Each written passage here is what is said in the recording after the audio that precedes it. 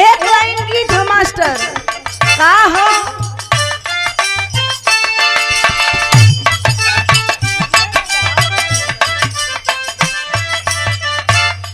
कौनो खूबसूरत लड़की के देख के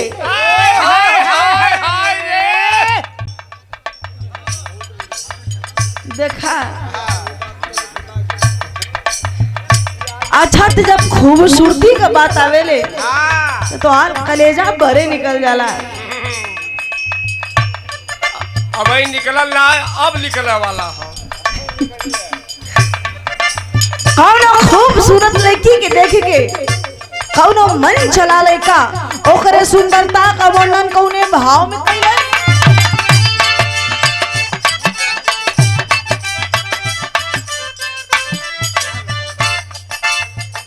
लइका कहले का कहलत मास्टर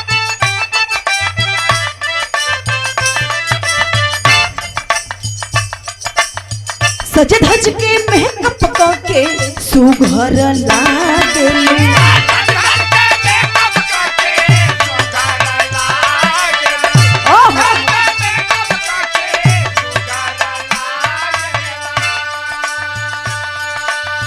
लेकिन में सावधानी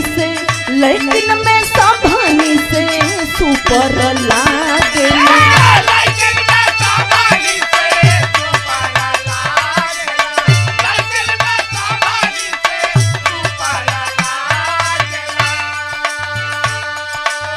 सज धज के मेकअप करके सुघर लागेलू